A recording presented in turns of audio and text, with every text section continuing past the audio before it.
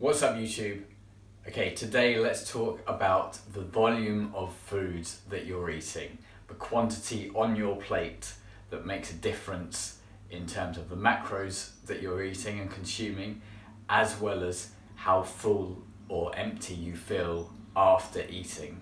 Now, this can be manipulated to help you either build muscle and gain weight, or if you're trying to lose weight. Basically, if you're trying to get more calories in, you want to eat less voluminous food. Okay, you may already know that, but I'm going to take you through a few examples of how you can do that more easily and fit that into your diet while still getting decent macro and micronutrients from those foods, as well as the flip side of that. So if you're hoping to lose weight and you're still feeling hungry after whatever meal it is you've had, then it may be a good thing to look at the volume of the food that you're consuming throughout the day to help you make decisions where you're not hating life, you're not hating the food that you're eating, because you're still feeling just as full and just as happy with what you're eating, but you're no longer craving the need to eat more and more because you're making better decisions before you start eating, if that makes sense. Okay, let's start with something really obvious, which is an apple, which, if we look at it, weighs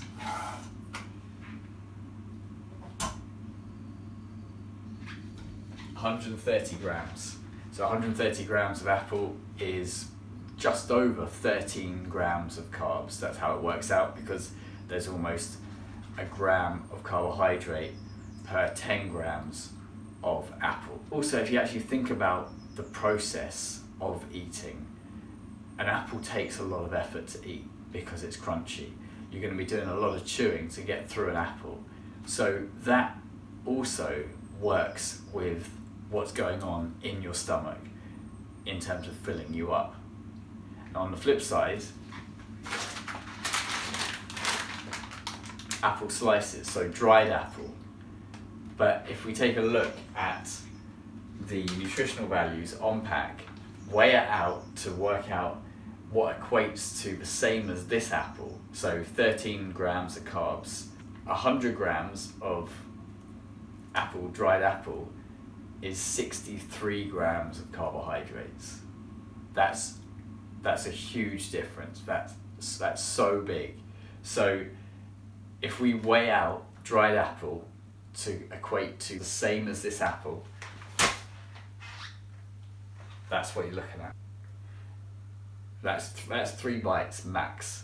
That will disappear, whereas that will take you a good couple of minutes. So if you're looking to cut your calories in order to lose fat and fit those macronutrients into your daily life and feel satiated by the food you're eating so you're not craving more, that's a no-brainer. You'd always eat the apple, because that's only going to lead to eating more of these, because they taste so sweet, they're so nice, they're so easy to eat, and it's not going to fill you up as much as that.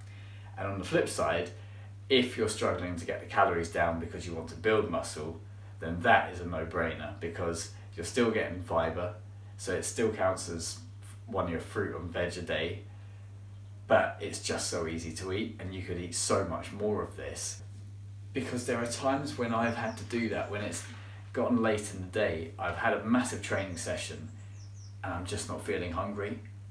But another part of me knows if I don't eat and get those macronutrients down that I need, so the carbohydrates to replenish energy and glycogen, the protein obviously to rebuild the muscle, and the fats for slower release and energy sources to be stored, if I don't get those, I know that tomorrow and the next day I'm going to be doing myself more harm than good.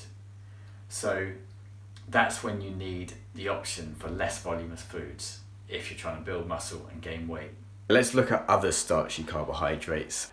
No judgment about which ones are your favorites, which ones you want to eat all the time, just to give you an inclination about how to use them at different stages during the day, how they could fill you up, and the actual sizes of those portions, bearing in mind the nutritional values. This is 100 grams of pasta, that is 100 grams of rice, which both equate to between 75 and 80 grams of carbohydrates. Okay, that's usually like a typical serving that you would have. It's very similar in terms of rice. That's what you would get from a packet of Uncle Ben's. Now, if we then compare that to what 80 grams of carbohydrate from potato looks like, it's a hell of a lot more, because per 100 grams of potato, you're looking at 20 grams of carbohydrates, whereas with these two, it's 75 to 80 grams of carbohydrates. So that means, so we're having to add 500 grams of potato in order to get the same carbohydrate value as these two. So anyone that tells you that, you know, chips are off the menu, that potatoes are bad for you, that you can only eat sweet potatoes, don't listen to that at all. If we're looking at a satiating food that's going to fill you up and you get massive enjoyment from if you cook your own chips like I do here. Now, this is what that looks like with some bagels. Now, these are bagel thins. That's 3 bagels for the same as one of those, that's epic. That's pure enjoyment right there. Don't let anyone tell you that if you're dieting, you can't eat bread or bagels are terrible for you. Yes, there is some sugar in bagels, but there's nothing wrong with sugar. All that means is that they'll be easier to eat. So if you're bulking up, these are potentially a better option, or having whole bagels, because they're more nutrient and macronutrient dense. Okay, so what that means is that they're easier to get down. You're getting more nutritional value in you for less space, if that makes sense. Okay, and let's compare that to some slices of granary bread. That's 5 slices of medium granary bread right there, that equates to the same as each and one of every one of those. So there's no excuses for saying I'm always hungry, because there are ways to eat foods that you can enjoy. Like, none of this is off the menu for any one of my clients, anyone who's thinking about dieting, anyone who's thinking about bulking up.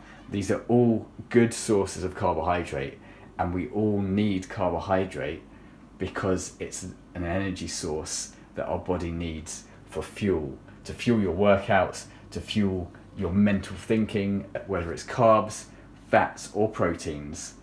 There's an abundance of choice out there, and all it takes is weighing some food out, not every single time, but just to give you an idea about how flexible you can be with your food choices, and using that to your advantage to eat what you want when you want.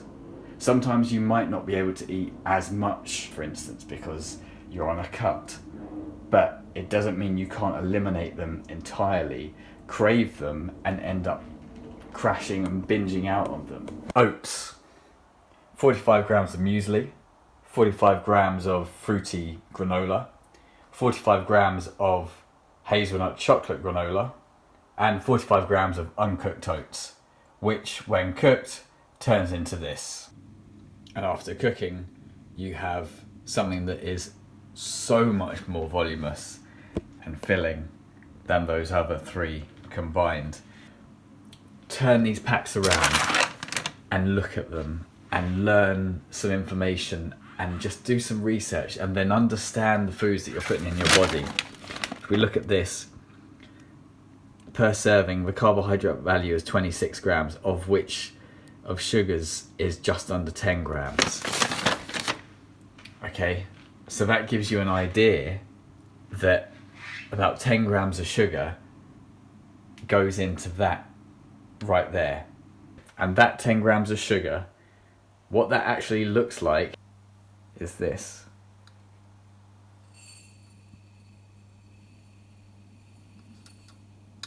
Okay, that's 11 grams right there. That's nothing. And that 11 grams equates to almost a quarter of that straight away.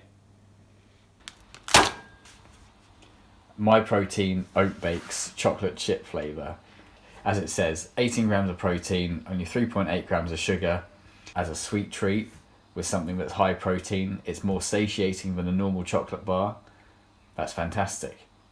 But perhaps isn't the best choice if you're going to be hungry afterwards. Because let's compare what you could fill yourself up with instead for those exact same macros.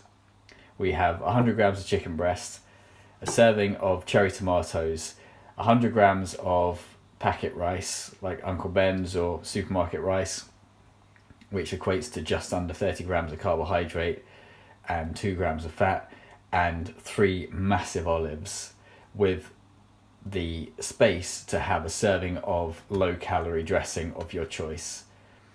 This has slightly more protein than the 18 grams here, but as you can see, it also is going to fill you up a hell of a lot more. So that is perhaps the best choice to make if you were dieting, because you know that this is going to fill you up so much more than that and stop you craving to fill yourself up and eat more food. Now, let's accept that sometimes a sweet treat is the only thing that's going to satiate you, because we're human. We want things that are sweet and savoury at different times. So there's nothing wrong in choosing the sweet thing, but just know that you may have to balance it out at some point during the day with something that's more satiating, has more fibre, and is perhaps a more nutrient dense, such as something like this. With, it doesn't have to be tomatoes, it could be salad, your choice of fruit and vegetables, but you get the idea about the difference here for essentially the same macros on offer.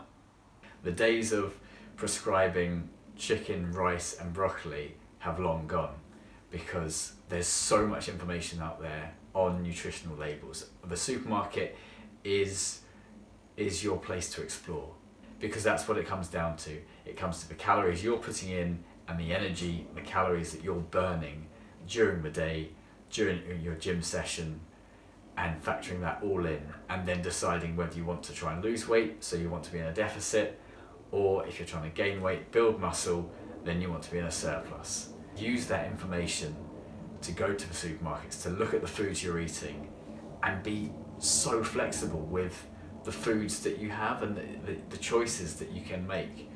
Because once you know that, that's real power, because then you can make decisions based on that, rather than thinking, I have to eat a certain type of food at a certain time and be restricted that way, because that's not going to work for anyone.